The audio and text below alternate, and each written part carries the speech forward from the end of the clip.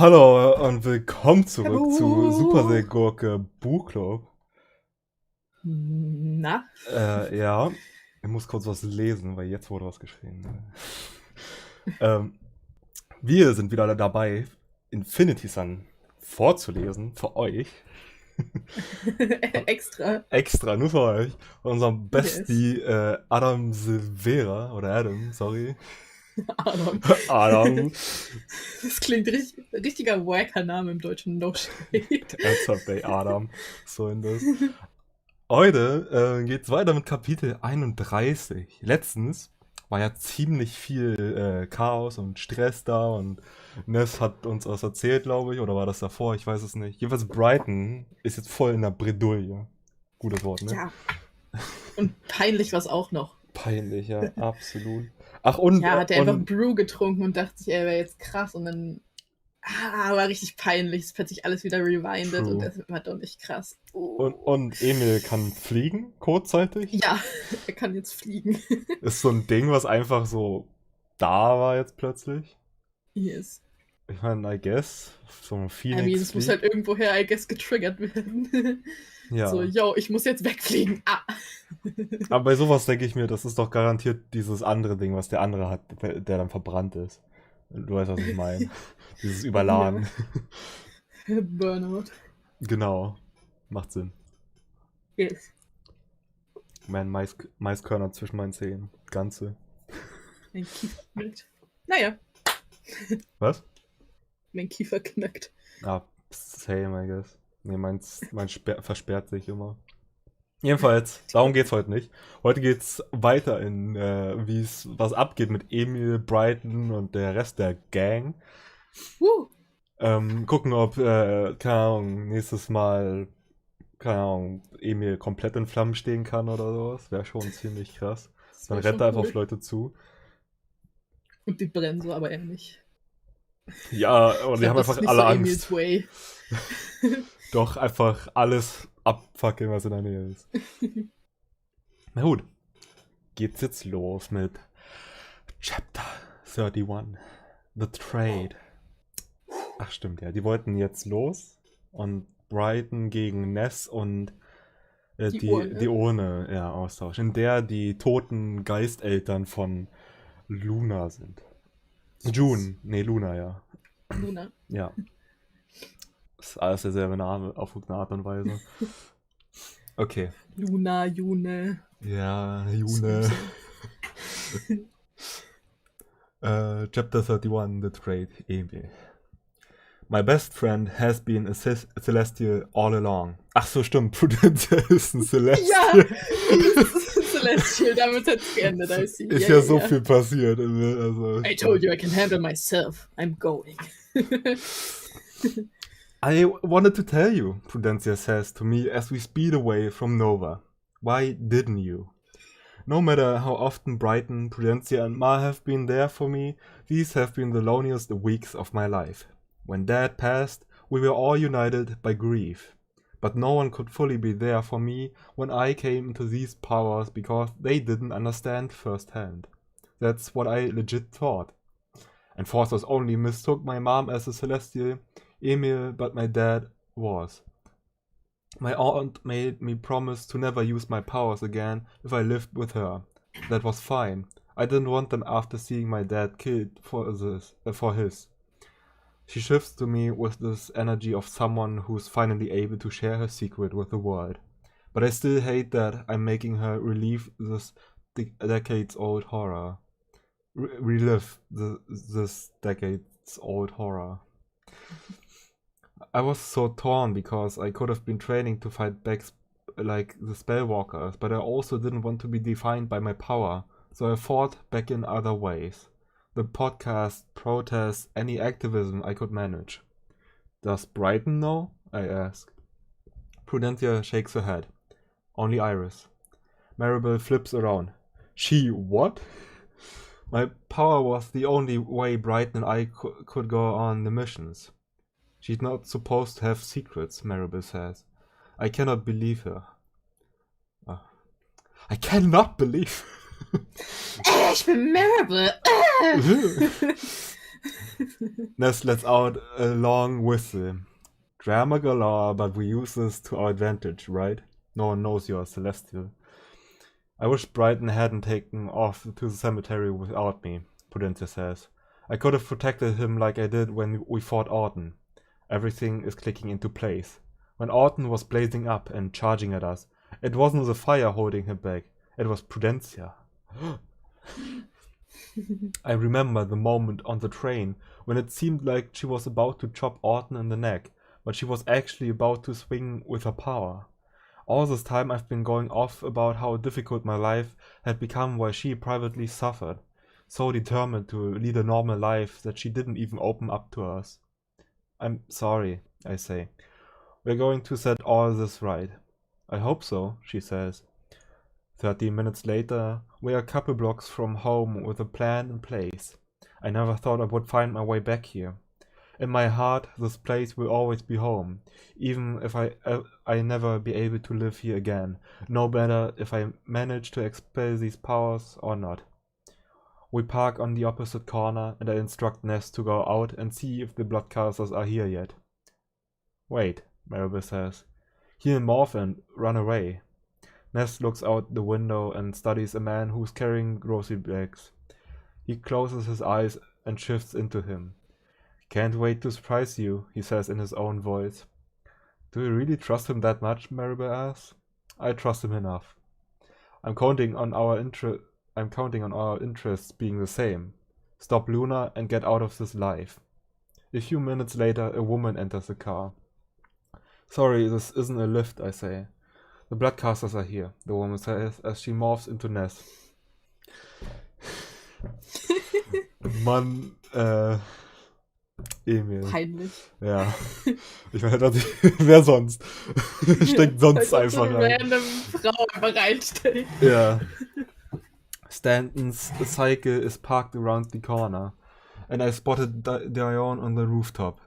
No sign of June, but there are acolytes in the lobby turning residents away. So we stick to the plan, Prudencia says.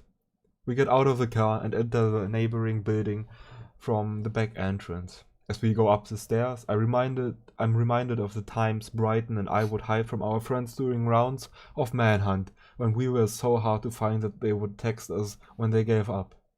I had a dream. This isn't a game. We reach the roof, and there they are. Brighton is on the ground with his hands tied behind his back, and Stanton is holding a wand to his head while staring straight at us. Luna is nowhere in sight, but Anglican Prince is here. I summon my blazing wings and shakily glide across one rooftop to the next. My landing isn't graceful either, but I stand tall. Wait, der kann das jetzt like kontrollieren? Damn. Oh yeah. Ich dachte, das wäre nur so ein Fluchtding. So, Hilfe, ich bin am Verrecken, schnell weg. Aber okay, jetzt kann er anscheinend einfach so fliegen. Genau, das ist so wie wenn Leute plötzlich rausfinden, wie man automatisch rülpsen kann. You know? Einmal und du kannst es für immer. Okay, ich kann das immer noch nicht, aber ja. Ich auch nicht. Unsere Leben sind so traurig. Was Ja. haben wir jemals erreicht? Echt so. Atlas and Maribel carry Ness and Prudencia across the gap and join me. Give me my brother, I say. Brighton has never looked so scared. Stanton smirks. Luna's looking forward to seeing you again, Ness. Maribel draws a dagger. Not enough to show up herself. Stanton digs the tip of the wand against Brighton's temple harder. Luna learned her lesson after this one took a shot at her. We coordinate how this will go down. I accompany Ness in the middle, and Anglin will release Brighton after he's verified the authenticity of the urn. Authenticity, ja. Ja, habe ich doch gesagt. Yes. Once I have Brighton back, I will clock Anglin, and Prudencia can call for the urn before the bloodcasters can reach it. I don't want to hang around and fight, but if it comes down to it, we've got them outnumbered for once. Das denken die. Da sind bestimmt so 20, die unsichtbar sind oder so anscheinend. Das sind bestimmt auch welche, die sich klonen können, ey. Genau. We meet in the middle. Anglin takes the urn from Ness, and it shakes, as if the ghosts are trying to fight their way out. Brighton's eye is swollen shut, and there's dried blood across his face and arms. Brighton keeps shifting between me and Ness with his good eye and subtly shaking his head. I don't get what he's trying to say, but spellwork explodes across the roof and we all duck. Acolytes come running up from the fire escape, and Leon tackles me out of nowhere. I cast fire and slam down on her back with my burning fist so I can escape her hold. I pop up and chase Anglin, only stopping when Stanton fires off a blast at Brighton. Prudencia telekinetically sweeps the white boat away, sending it sailing off the roof to meet some other fate. Brighton halts in shock, just like when my powers first surfaced on the train. Then Stanton throws down the wand and leaps at Brighton while he isn't paying attention. Prudencia's power isn't strong enough to hold him back, and Stanton bangs straight into Brighton's back. Brighton rolls across the concrete and stops at Prudencia's feet. Brighton! Ich fand meins klang echt gut gerade, aber ich weiß nicht, wie es außen klang. Ja, gut, Klassiker. Alter. Atlas and Maribel are locked in combat with Dion and her 4 arms. Prudencia looks like she's running on fumes as she suspends 2 acolytes from reaching her. She will protect Brighton, and I have to focus on the urn. I call for Ness and we run at Anglin from both ends, cornering him at the ledge. Hand it over, I say. Ja, klar macht das. Hier bitte. Anglin tries hurling himself off the roof, but Ness catches him from behind. My heart steadies as Ness snatches the urn and holds it up like a trophy. Ness's smile vanishes when he sees that Stanton is closing in on us. Then Ness swings the urn into my face, lights out. What? Aber das war's. 32. The Darkest Fire. Brighton. Oh ja, das war das Funny-Kapitel von letzten. Yes. My eyes are closed as greens and pinks and blues and oranges pierce the darkness. I'm hot, like I'm directly under a spotlight, but it becomes relaxing in no time, until the screams start. I squint past the lights to find Eva and her healing hands. It's too bright to keep staring, but I chill back while Eva does her thing since I'm safe at the nurse's office at Nova. When I'm all good, Eva wipes the sweat off her face with the hem of her shirt and sinks into her seat. Thanks, Eva. Sorry you had to go through that. Not the worst, Eva says. That's alarming, considering that's the greatest pain I've ever been in. The last things I remember are Emil shouting my name and Prudencia's eyes glowing as she saved my life. I'm suddenly hot again. Where's everyone? Scattered. Mostly everyone is in the boardroom and bathroom. Boys bathroom. Yeah.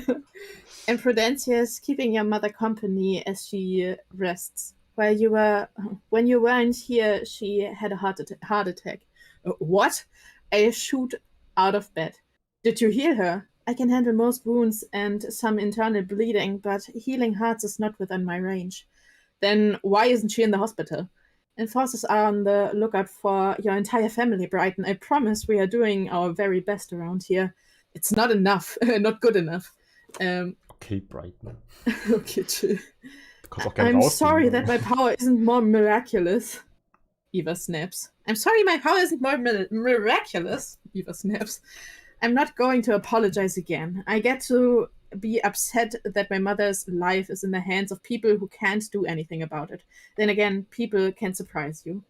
Where's Emil? I stand and move for the door. I'm going to see how long he's known about Prudencia's power. Eva stares at the wall like she tuned me out. Okay, I'm sorry, Eva. I wasn't waiting for a fake apology. I just didn't want to be the one to tell you that Emil was taken hostage by the Bloodcasters. It feels like I'm captive again, trying to survive Stanton's heavy fists. Luna said that she would chain Emil if he was there, and his powers aren't going to be enough to protect him.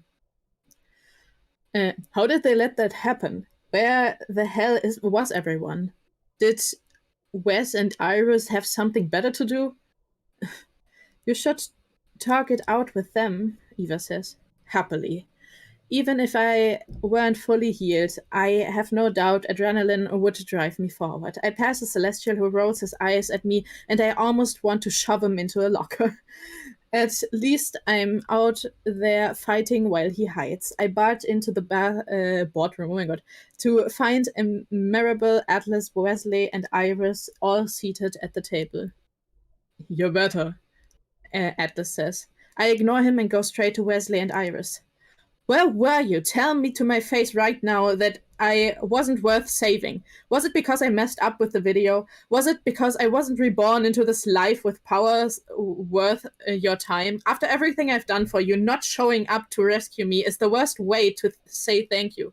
Iris pulls her face out of her hands. It wasn't personal, but we have to do what's right for the entire community of Celestials within our care and in the country. If it was my own brother on the line, I would have done the same. But you don't have a brother. Would you risk Eva? Iris is teary and shakes it off. She points at Maribel and Atlas. Go be pissed at them too. They're the ones who ran out of here half-cocked and not only lost your brother, but returned Ness and the urn to the Bloodcasters. Maribel glares at Iris. Stop turning this on us when we're the ones who tried. Emil was going to go whether we backed him up or not, so I'm not going to apologize for trying to save Brighton's life. Maybe we could have kept the urn if you showed up to fight. Wesley stands before Maribel and Iris can get another word in. Brighton, man, we have a lot of respect for you, but our hands were tied. We can't justify a single life over the world's fate. We can't justify a single life over the world's fate. That's not how wars are won. I can't believe one of my heroes is telling me that I wasn't worth saving.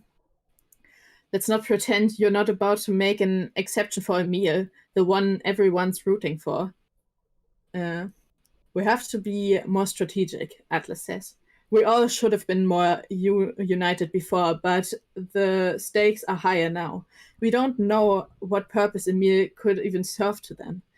So we can't plan a rescue mission unless we know, you know? That there's someone to rescue. Our best hope now is cutting the Bloodcasters off before they can get their hands on the Phoenix Luna needs to complete her elixir. I've never felt more hopeless about the people I've been cheering on for years. They couldn't be bothered to save me or even back up Emil. Whenever you head out, I'll be there too. I turn to Wesley and Iris. I'll prove to you why no one messes with my brother. I storm out. They better not try to leave without me. I go to Ma's room where she's eating with Prudencia. They both look like they haven't slept the past several nights. I don't know the last time anyone has had a full night's sleep. Prudencia tries to hug me, but I take a step back and look at Ma. My shining star, Ma says. Her bottom lip trembles. You're okay. But now Emil isn't. I'm going to get him back. No, please, you have to stay here. Let the spellwalkers handle this, Ma says. They didn't even back him up the first time. You can't risk yourself the way Emil could, Prudencia says. I know that's the last thing you want to hear, and I know you want to be the one with powers, but you aren't, and you have no business being out on the battlefield again. Look what you and Emil are putting your mother through. I look her dead in the eye. I'm sorry, have we met? Prudencia comes around the bed and gets in my face. You don't get to be upset because I didn't tell you I'm a Celestial. Yes, I do. All those times you were looking over this journal with Emil, were those actually meetings to talk about how amazing it is to have powers? What a shame that I'm not in on the fun. Laughing behind my back, I bet. I will never tell anyone about my brew experience, how powerful and victorious we are victorious I felt when I believed I killed Luna and Dion and that acolyte. I am a big enough fool without anyone knowing all that.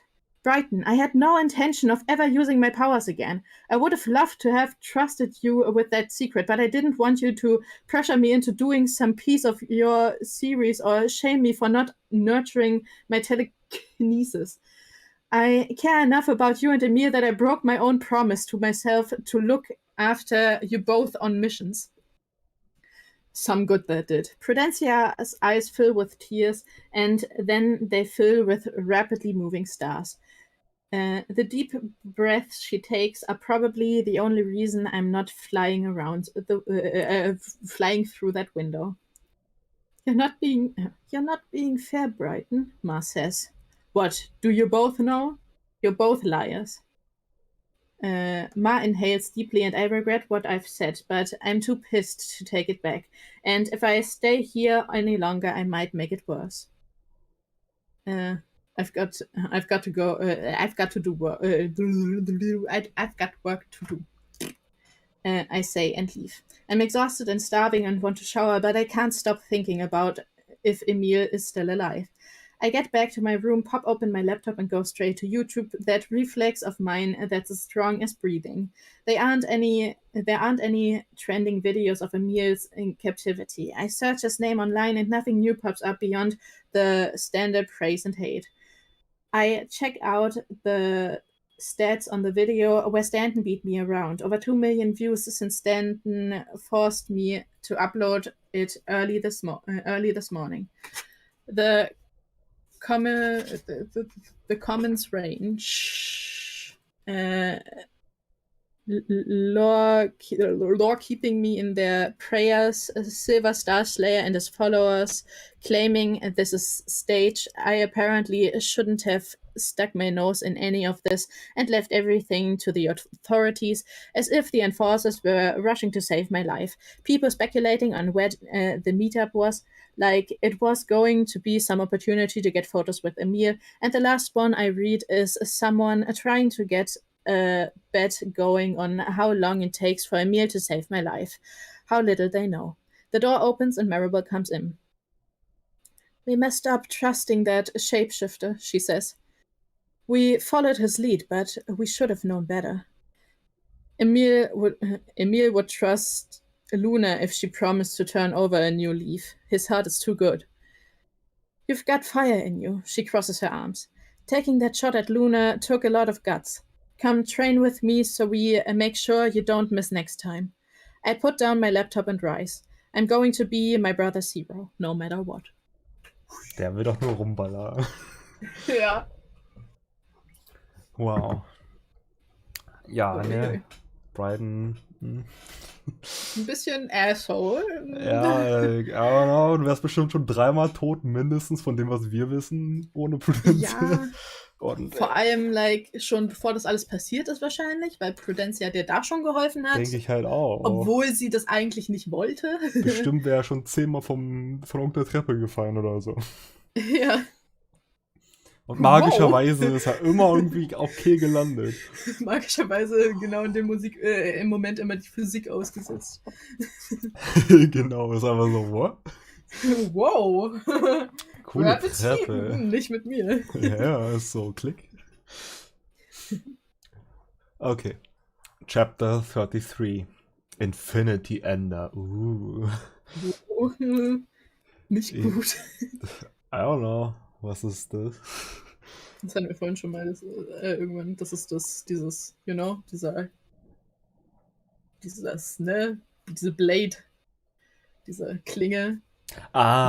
Dieses. Reckst du. Ja, true, okay. Das kannst du auch nicht mehr irgendwie heilen und so. Und ja, vor allem bei Evas Heilkräften. Mhm. Das wurde so erklärt, als wäre es irgendwie ein Schweißgerät, oder? Ja. Das ist so hell. Imagine. Das ist einfach so an der Wunde lang. Ja. Schmilzt das nur zusammen, mehr ist das nicht. Okay, Emil. I wake up to find 4 acolytes aiming once at me like a firing squad. My wrists are chained above my head and my arms are sore. This migraine eclipses the one I had after my first... Ja. Das Migraine gesagt. Okay, sorry. Das Migraine. Dazu. Ja. Wow. Absolut. Peinlich. Nein. Ja, das soll ich noch öfter bei dir korrigieren. Stell dir vor, Adam Severa würde zuhören. Alter, das wäre so episch. Das wäre gar nicht mehr peinlich, wäre einfach nur krass. Ja, Anzeige ist raus. Ja. This migraine eclipse is the one I had after my first casting. I cannot believe I trusted Ness, that two-faced bastard who played to my fears of escaping war. Dude straight seduced me.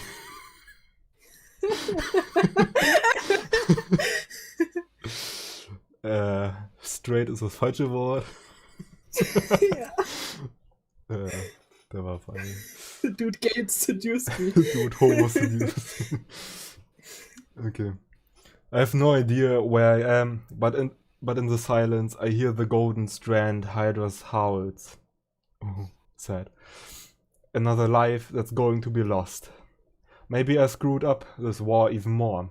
If I'd never agreed to fight and just hung around Nova, minding my own damn business, then Brighton would have never found himself doing field work, and I wouldn't have bothered connecting with someone who has committed crimes for the city's greatest queenpin. I don't know what we went down after Ness laid me out with that urn, but I hope Brighton and Prudencia and the Spellwalkers are all good. I'm shaking hard, thinking about what comes next, but better me than my brother. I suck at saving lives, but sacrifice is heroic too. Wow. Klar, macht jeder so. The door creaks open, and Luna and Ness enter. How far you've fallen, my little wonder. Luna says while twirling the infinity ender she thinks will extinguish me and my phoenix fire for good. Twirling, ich denke, sie schwenkt das so richtig so looping-mäßig um Ja, den Finger. hat bestimmt hinten so einen Ring und dann hat es um den Finger und so. Ja. Dann außerdem fällt's ab, fliegt irgendjemanden ins Gesicht. Das ist so. Klassiker. Keon was a mastermind, the first of many specters. Despite Bautista betraying me because he was enthralled by an even greater traitor. He still managed to establish a movement that has impeded me plenty. But what have you done? All this power and no fire in your heart. Maybe my next life will impress you, I say. We weren't supposed to be reborn, but it was a valuable lesson for my purposes. When I struck Bautista down with the Infinity Ender, it wasn't somewhere fatal. I didn't believe it would matter, since all phoenixes die once struck with the blade, even a nick in the belly. Since the specter's body is still human, he bleed out, but I didn't end his line. Ness has informed me you possess no memories of Keon's or Bautista's lives, and I'm positive I at least fractured that ability. So it wasn't because Bautista experimented with all those power binding and power expelling potions, which means that I can die for good if struck by the Infinity Ender. You serve a purpose, Luna says. You've shown me the reaches of power that a spectre can experience, how lovely it will be to fly with those glorious wings and live on forever. She holds out the Infinity Ender and Ness clasps the bone handle. Luckily for you, you're more valuable to a client of mine alive than you are to me dead. As tempting as it is to snuff out your line once and for all, still the weaker you are, the better for everyone. Ness approaches me. The fire bursts across my arms, but I can't hurl any fire darts at him. If Luna wants to see impressive, I show her as someone who won't go down without a fight. I fly as high as I can, my neck craned against the ceiling. The chains prevent me from escaping, but I can relax my arms enough to let fire darts rain down on the room. The acolytes scatter and I nearly catch Luna, but Ness hops up and slices the exposed skin above my ankle. Scorching pain surges up to my waist, a metallic silver light flashing so brightly through my dark jeans. My wings vanish.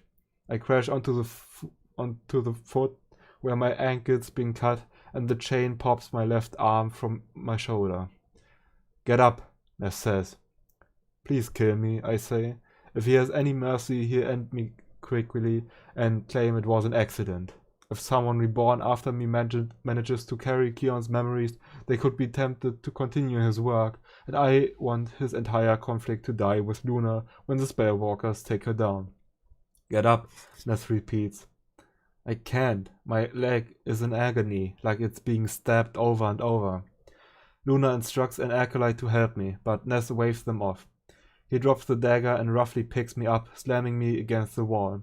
His eyes are red, and I like to think there's an apology in his stare, but trusting him is what got me here. He bites his lip, and I brace myself. He cuts across my ribcage, and I scream in his face, crying and spitting as my insides run so hot they feel like they're melting.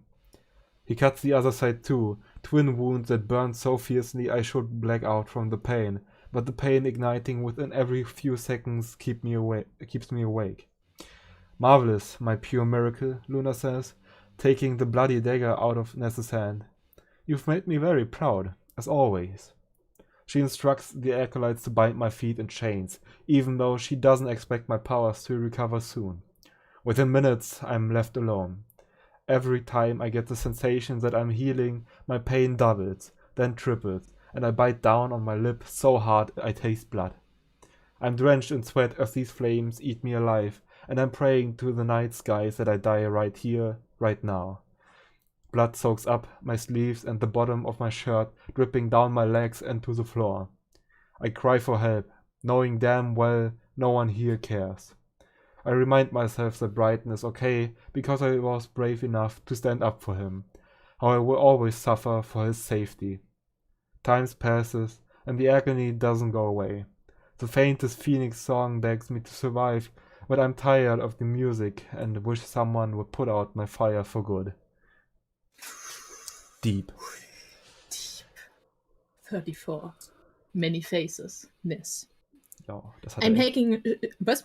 Hat er echt. Yeah. I'm shaking hard in front of the mirror and I grip the sink with bloody hands. Grey light bathes me, and I'm Peter McCaw when he was 13. Brown eyes that feared me whenever we crossed paths, thin lips that quivered whenever I cornered him. He was so small that only half of his face reflects back to me now. He was the first Celestial I bullied after my mother was killed, and he transferred schools after his parents caught him trying to take his own life. Grey light, 14-year-old Harry Gardner, black eye and missing teeth courtesy of my fists. He was the first Celestial I attacked. I went home pissed because I hadn't used his power, because he hadn't used his power on me, which would have gotten him locked up. Grey light, 15-year-old Rice Stone, blue eyes, immaculate smile, bright future ahead of him. We never met personally, but there's no forgetting the face of the Celestial who was killed because of my convention speech, because of words the senator wrote for me. Words I once believed. Grey light after grey light, the many faces of people I've heard go on and on. Some personally, others indirectly. Some alive, others dead. A few murdered by my own hand. But there's one that strikes hardest. Grey light, taller than me, hazel eyes, curlier hair, a face that I've never seen smile but hope I will. Emil Ray, Firefly. But I got him all wrong. He's too clean, too perfect. He's been ruined tonight. I ruined him. I don't want to, but I add the scars to my glamour. I don't know. It's irgendwie weird. And stare. I will forever be haunted by the tears that filled his hazel eyes and the spit building over his lips, his cheeks flushing as he screamed for death, and his blood on my hands. Grey light, it's me again. I wish I wasn't. I mean, okay, hat ein paar arschige Dinge gemacht. Das ist eigentlich selber schuld dran. I mean, als erstes, also am Anfang war ein beeinflussbarer Teenager, der von seinem Vater verarscht wurde, basically. Ja. Dann hat er versucht, irgendwie sich Hilfe zu suchen und der einzige Weg halt war da. Ja. Wo er auch nicht unbedingt sein wollte. Trotzdem, ja. Bisschen unpraktisch. Chapter 35. Wir sind jetzt bei 82%, by the way. Alter. Gala. Emil. I've lost all track of time without windows. Sleeping while strung up by chains has been near impossible, but my body continues to shut down until acolytes wake me up for meals of crackers and dirty faucet water. Wow. Als würden die das mit Absicht machen. Ja. I begged an acolyte for a chair at one point and he laughed at me. Could have been Ness in disguise again, getting off on his winning mind games. The only mercy... Ich kann mir gar nicht vorstellen, wie, also ich meine, klar, natürlich, er wurde irgendwie verarscht und so, aber like, dass er sich so denkt, ja, bestimmt ist das ein Nest, der sich einfach nur über mich lustig macht. Ja, alle 3 von denen. Ja, richtig gemein.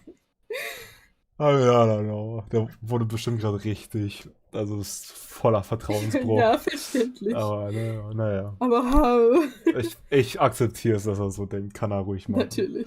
Nicht so wie Brighton, der sich denkt, Ja. Prudencia ist eine blöde Verräterin. Alter, wie kannst du mir nicht erzählen, dass du diese Kräfte hast, die du hast? Also, Teil. ne. Ja. The only mercy I was shown was an acolyte bandaging me, but I'm sure Luna didn't want me to bleed out. I'm fading when Stanton enters the room and pulls the chain from the ceiling, making me drop. Stanton drags me across the concrete halls, my bandages coming undone. Pain. He carries me up a flight of stairs to a loading dock where he hurls me into the back of a van. Everything is blurry as I fade in and out, but I can clearly see Ness looking unaffected among acolytes.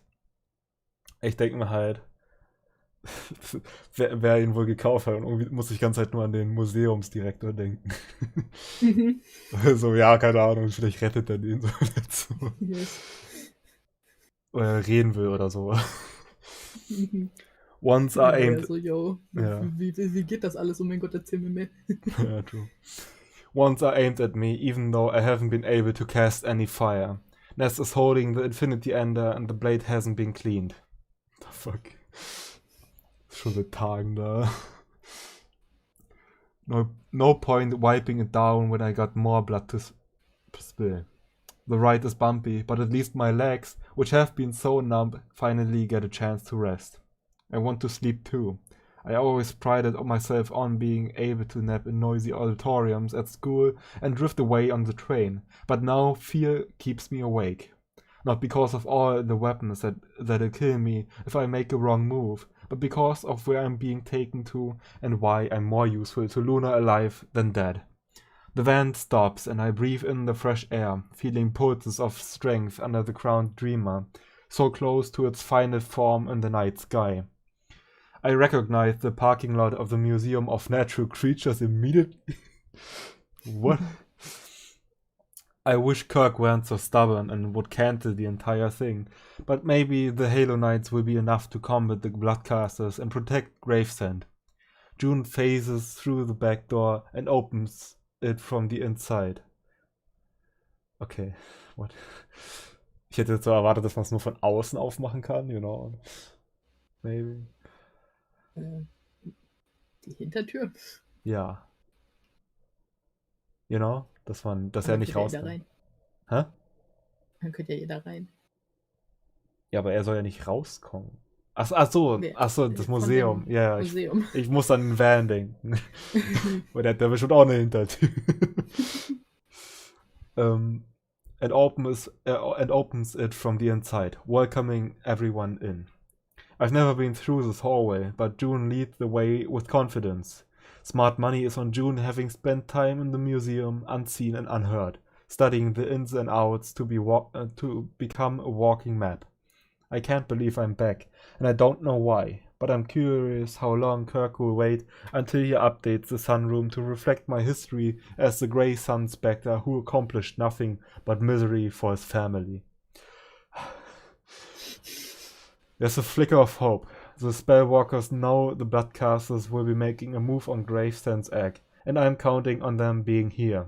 Every corner we turn, I fantasize about Atlas popping out and pinning everyone down with his wings long enough to Wesley to zoom in and carry me to safety.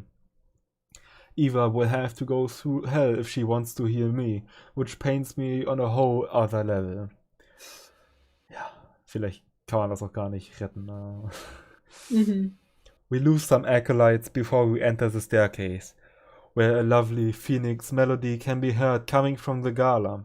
Right as I think we're heading up to the sunroom, praying to every damn star in the sky that the spellwalkers are fully united and in place to protect Gravesend and rescue me, we all go downstairs. The lights in the Hydra house are off for the night, and we approach a see-through wall that's heavily guarded by 5 people. Halo Knights.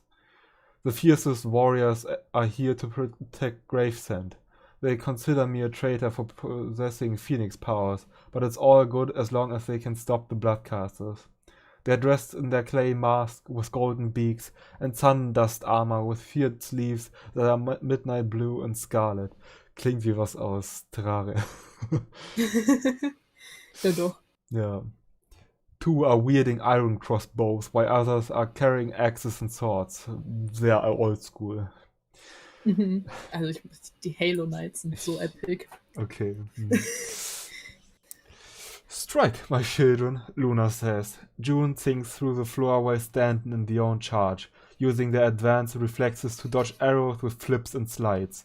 Ness squeezes my arm like I have any chance of making a run for it. Dion snatches the axe and spins it into the gut of a man. Right as she swings at another, a short halo with long dark hair jumps through the air with such epic distance. Man.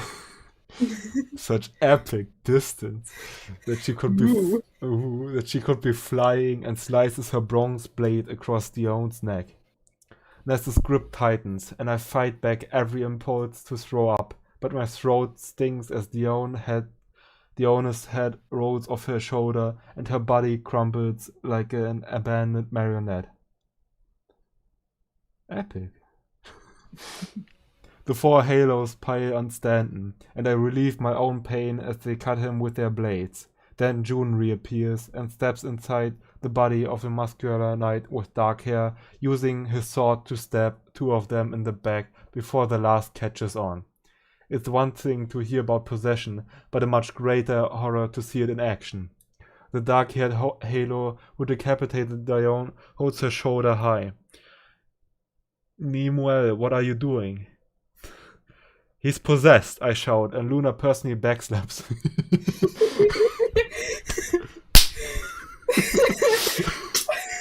Asshole! Schnauze! Yeah. Get out of my husband or I'll end you too, she warns. June approaches her, and the Halo Knight grips the obsidian hilt of her bronze blade. In another life, she vows, running her sword through her husband's heart, but not before June can step out of his body.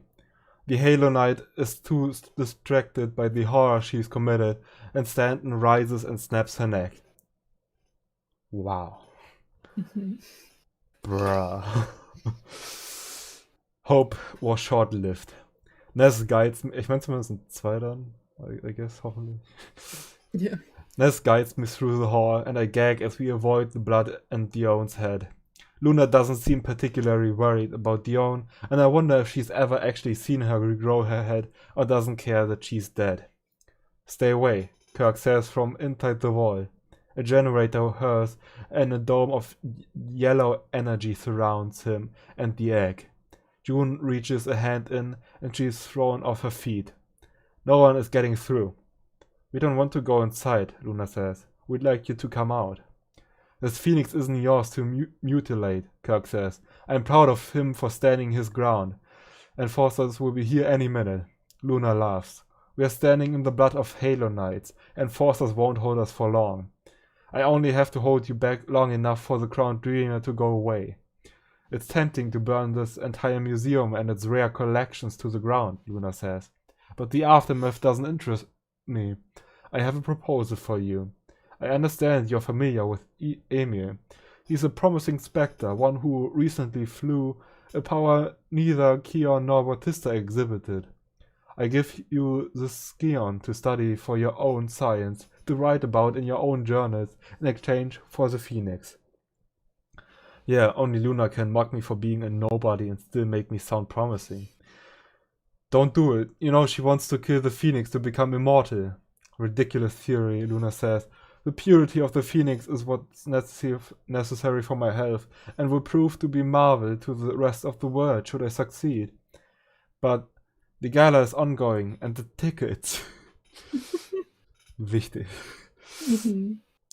Tell everyone the Phoenix died. Refund everyone. There's more money to be made in the journals of a Phoenix Spectre than a viewing party. This is a sign from the universe. The boy Phoenix was under your nose all along. Unlock the answers you've always wanted. Creatures are going extinct, and you know specters are the next step of evolution. Kirk looks curious. And you don't want Gravesend for immortality? Immortality is impossible. The greatest hope anyone can have is to live as Keon has relived, to exact the science of rebirthing, and to maintain the memories through each cycle of life. I require the Phoenix to attempt this.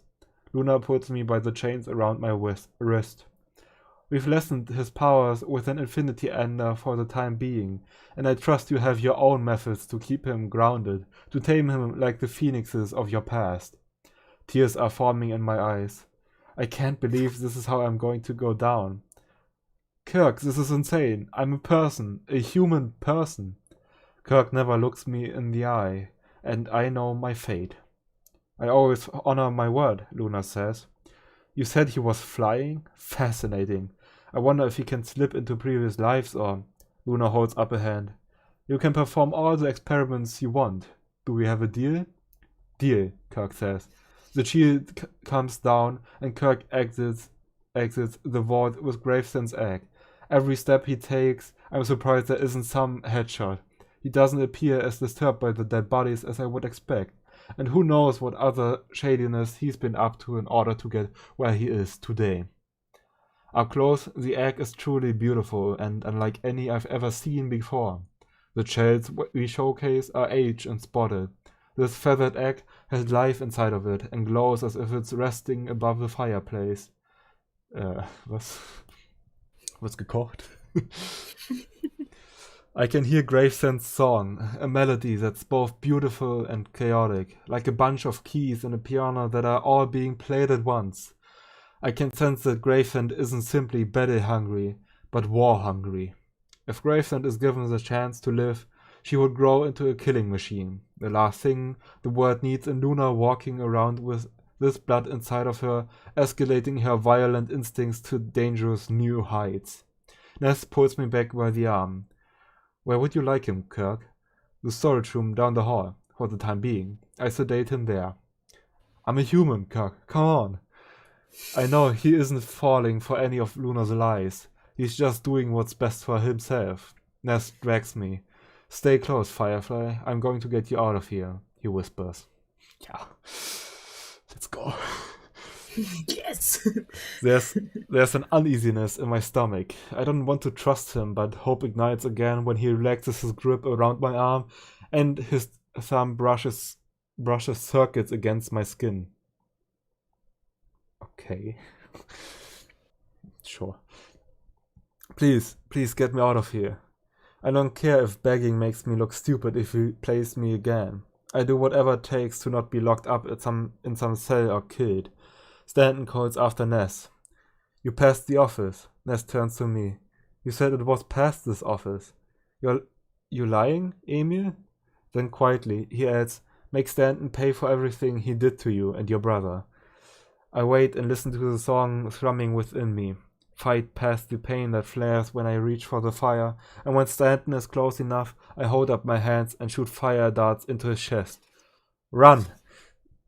Ich weiß nicht, wer das sagt. I guess Ness. Oder? Oh. Ja, bestimmt. My wrists are still tied, but Ness carries the chains, and this is it. We are running up the steps. I guide us through the museum, leading us all the way to the sunroom, where enforcers will be better equipped to protect us. My chest aches from using my power, my heart is beating and my legs aren't strong enough, but adrenaline drives me through into the gala, where where countless guests are dressed up in outfits that are so fancy I'd probably punch a wall if I found out how much they cost. Spellwork explodes behind us, charge after charge. Winds lift us into the air, and Atlas is standing by the balcony, struggling to carry us over until he succeeds. He is good, I say, nodding at Ness. I think. You look like hell, Atlas says. I'll be better now. Luna's downstairs and has the egg. Are you alone? Maribel here? She's here, and we are not alone. Wesley is dashing into Acolyte while Iris guides patrons to a safe escape. Maribel is locked in combat, and Prudencia telekinetically snaps the suspended phoenixes down from the ceiling so they rain down on the people pursuing her. And there's Brighton. He isn't holding a camera, he's armed with a wand. Alter. Damn. Dum. Er ist nützlich. 36. Mach mal, das ist kurz, oder was? Ja. Okay. 3 Seiten. Achso. Where is she? The gala guests are taking forever to clear the room, too busy tripping over each other's dress hems and making it hard for me to track down June. There's no way she's sitting this one out. Luna's life's work is dependent on this phoenix. Once I get my hands on her, I won't let her go. I'm not messing around as I lay out acolytes left and right. I flip out of the way so an oncoming spell slams into an acolyte trying to sneak up on me with a dagger. One acolyte boldly swings at me, so I duck and rise with a scissor kick. Alter, so wie beim Hochsprung. Bestimmt. Schernsprung. Das ist ziemlich ineffizient. Also ich meine, außer sie kann 2 Hits nacheinander und dann vielleicht, aber sonst ist es auch ziemlich unnötig. Ich meine, sie kann ja hovern oder so. Also, Achso, I guess. warum hovert sie? Warum können die sie überhaupt angreifen, wenn sie hovern? Halt breaking her nose. I carry another into the air and drop him through a display of different phoenix eggs. I'm sure someone is filming this and it's all going to be used against me, but the world needs to know that someone as deadly and deathly as June exists. Barrage of spells presses me into a corner hiding behind the stage with a massive screen intended to air the Phoenix's birth. I peek and the acolytes are rounding the stage any moment and I can't float high enough to get above the screen to escape back to the other side. I'm about to call for Atlas or Wesley when I hear grunts and screams. I check for the damage with a pounding heart and see Brighton standing proudly with his wand outstretched. There she is, Brighton says, pointing his wand across the museum. June. I don't take my eyes off her as I call for Wesley. He appears by my side in moments. June is at 2 o'clock. Grab her and don't let go. He dashes away up the wall and I take off into a hard run so she sees me coming. Long enough to distract her. Atlas calls for me to watch my back, but that's what he and the others are here for. Glass shatters behind me, and I don't care. The target is June. Wesley's blur shoots down from the wall behind June, and he collides into her. His arms tightly wrapped around her as they roll across the floor. June's eyes glow as she tries escaping his grip, but it's no use. You're finished, I say as I grab her by the throat. Maribel, Wesley says with concern. Go! She's all mine. Gott, bring die einfach das kann nicht so schwer sein. This girl possessed my mother and took my family away from me. There's no sign of fear in her eyes. There's still time. I carry her into the air and slam her face first into the floor. I flip her over and lay into her. Punch for Mama, punch for Papa, punch for Finola, punch for Conrad, punch after punch for every Celestial who's been blamed and hurt and locked up and killed because of the blackout. The flesh on my knuckles is splitting open and my glistening blood is mixing with hers. I don't even feel the pain. Having this assassin pinned under me and at my mercy is a surge of adrenaline like never before. Mary! Mary! Atlas calls. I keep my hand around June's throat as I turn, feeling her struggling underneath me. The spellworkers are being overpowered by spellwork. Emil is up on the balcony with Ness at his side and he's throwing fire darts, but not at his usual speed or strength. Wesley is running around Stanton, doing his best to avoid that poisonous mist while also trying to get some hits in. Iris is fighting a six-armed Dion whose neck is caked in blood. I finally find Atlas in the chaos and he's bleeding from his left shoulder and right forearm, making it harder for him to use his power against the onslaught of alkalites. I have to end June now, otherwise Atlas and I will never truly be safe. She will eventually find our haven and slice our throats in the middle of the night. I get a chill, a warning, and then shake and scream as something sharp digs into my side. A piece of glass June grabbed off the floor from a shattering display. She twists the shard in me, and I lose my grip long enough for her to shove me off her. I lunge, but she's untouchable and staring up at me with her face masked in our blood. June saunters toward me. She's not threatening. She can't hurt me unless she's corporeal. Corporeal? I don't know. Ja, doch. And I can't imagine this silent assassin is feeling good about round two. But she doesn't stop, and her eyes that glow like flickering eclipses come closer to mine until she vanishes from sight, and I become so cold it's like I'm naked in a freezing ocean. My body doesn't feel like my own anymore. I stand without meaning to and take steps like I'm on autopilot. June has possessed me. I don't know if she can hear my screams. I'm panicking and suffocating inside my own body. I can feel the movement of every muscle, the floor underneath, every step, but none of the decisions are mine. This is how helpless Mama must have felt, and out of all the experiences we dreamed about sharing together as a mother and daughter,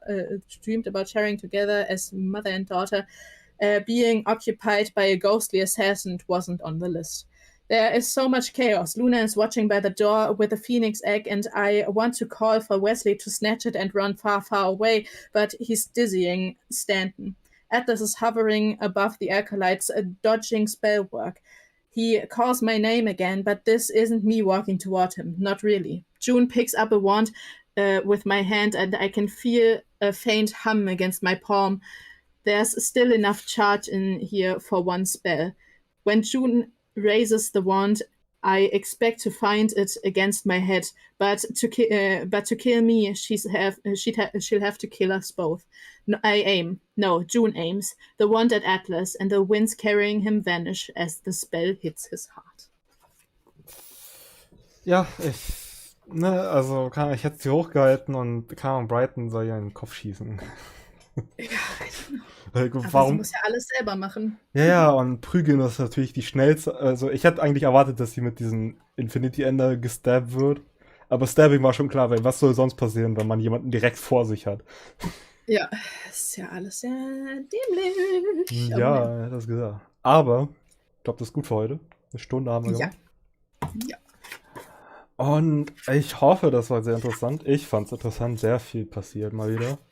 Yes, das Ende war natürlich auch wieder heartbreaking wie beim letzten Mal. Okay, beim letzten Mal war es eher, oh mein Gott, diesmal ist es so, oh mein Gott.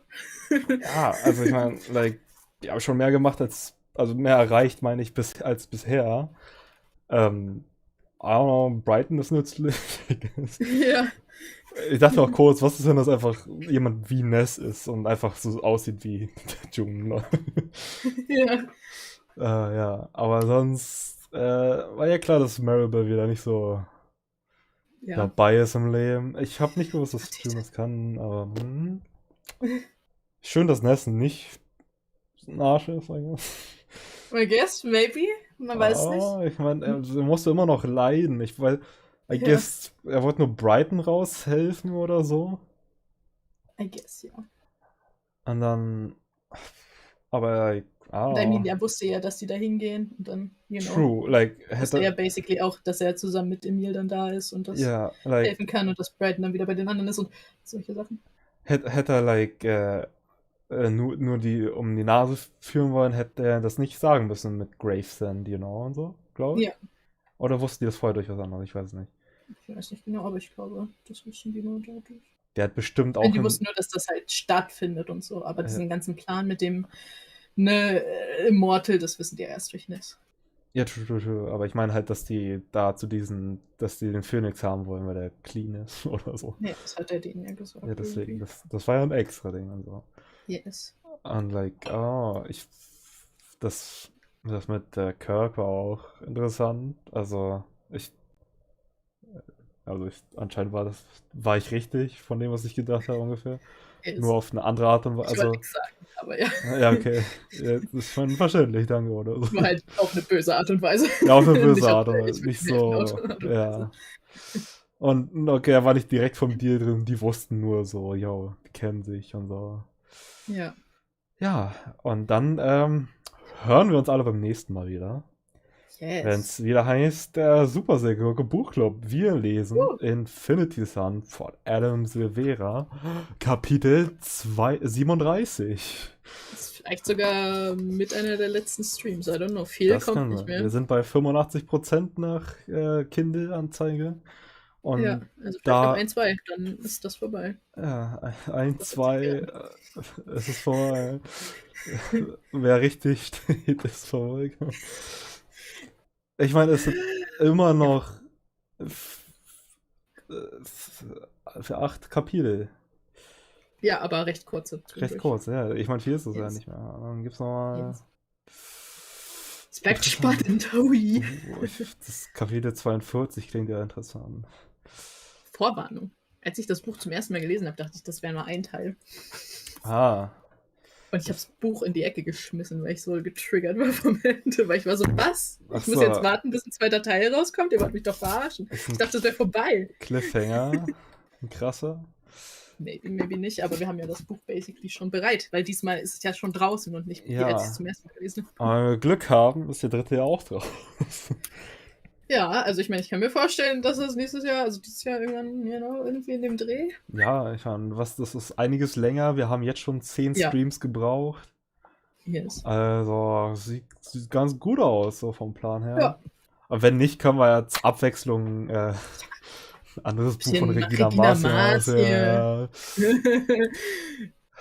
Naja. Ja. Dann dieses Seegurke-Buch von ihr. Das ist ja Überraschung oder so. Hat keiner gehört. Tschüss, bis zum nächsten Mal.